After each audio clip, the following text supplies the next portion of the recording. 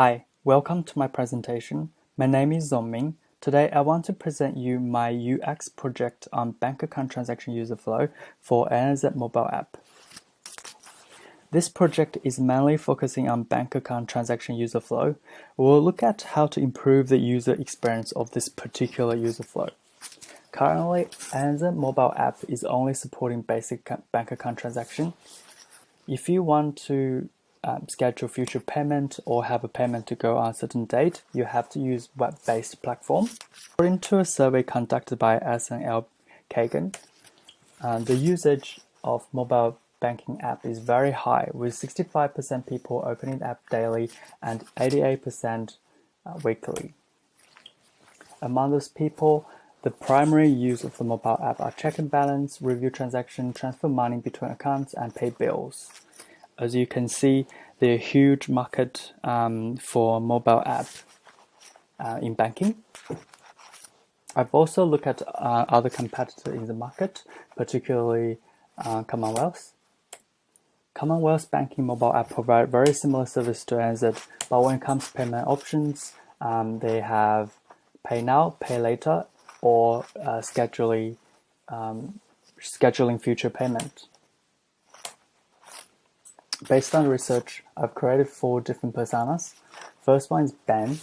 Ben is very interested in high tech and new way of doing things, and also he gets very frustrated when things doesn't work. And Lisa just likes things to be simple and easy. If the app doesn't work, she will go to see a teller. John is very easygoing, but when it comes to new things, it will take him a while to learn, and after that, he will get used to it very quickly. The last one is Kat. Kat is very busy. She doesn't have time to go to branch. She loves to do everything online.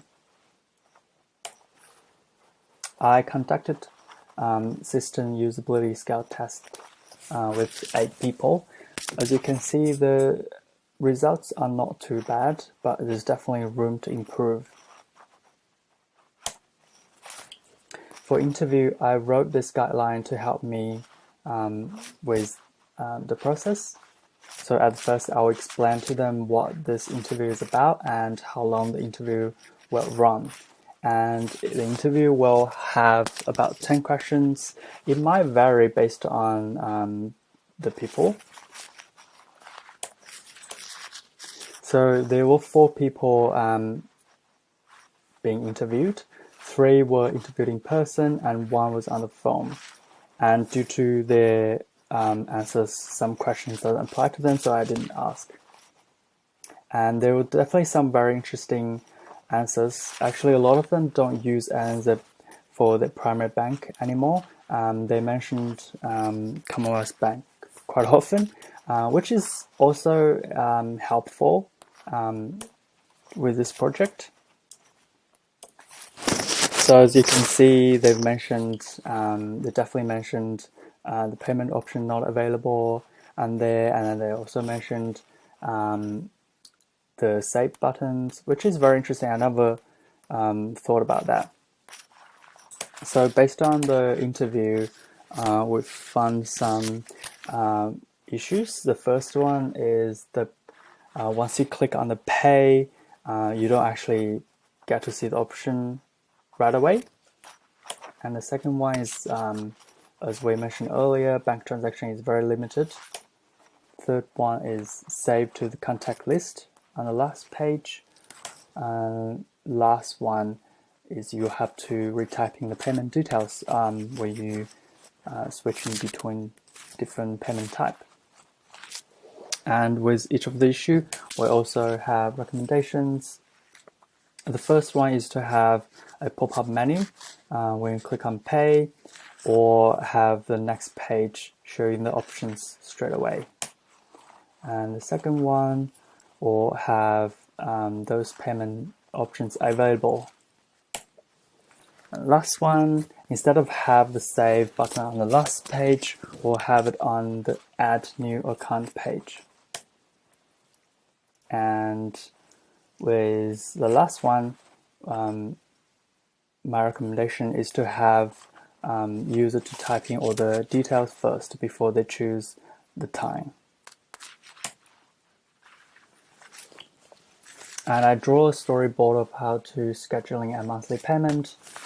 And as you can see, you'll receive the payment details in your mail, and then you log on to your mobile banking, and then you type in the amount, the account, and then confirm your payment. After that, you'll receive confirmation emails. I start drawing the ideas on the paper, and the first screen is loading screen. This will be no change. And then the second screen have two options. When you click on pay, you either have a pop menu at the bottom or a different frame showing you the payment options. And then you go into the next page to add a new bank account. And then you have to put in the account, the message, and then 3 options will be available on that page for you to either pay now, pay later, or scheduling future payment. And then once you put in all the dates and frequency, you can click on pay and then confirm your payment. I'll quickly run through the prototype in Figma. So this is loading screen. When you click on pay, in this case we'll only look at bank account transaction. Click on that. You can either add a new one or choose the existing one. So in this case, I'll add a new one, put in the detail, continue. On this page, we now have 3 options. So you can either choose now, and let's go back, or later, and just need to put in a date or recurring. And once you're happy, go pay now, confirm, finish, and then you go back to the main screen. I send the link to 8 people and ask them to do 5 tasks. And most people had no issue with the user flow. There were 2 people had sort of confusion on the pay page. When they want to change between pay now, later, they say they couldn't find the pay button. And the second person also mentioned there probably should be a pay button on pay now page as well.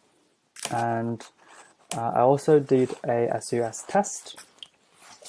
As you can see, the results is higher than the one we did before, which is good.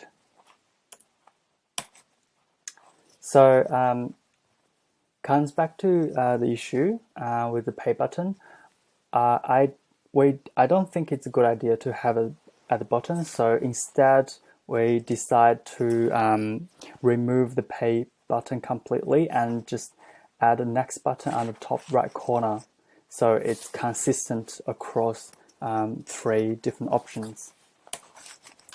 I just want to show you my Meet Fidelity prototype. So this is loading screen. Once you click on pay, bank account, add new account, you have to put in the details, continue, and then amount. Here you have 3 options. If you want to pay now, you can go straight to the next page to confirm. If not, if you want to do pay later, you have to choose a date, and then you can go next. And then if you want to scheduling a recurring payment, you also have to put in this detail before you can go next. As you can see now, if you switch between the options, those details will stay, so you don't have to type in again. So once you're happy, click on next, and then confirm, and finish. So there you go, that's my final project. So after I finish my project, I do have some recommendations for myself. The first is definitely spend more time on research and interview questions. I do find a lot of the questions I asked didn't really help me to identify the issue.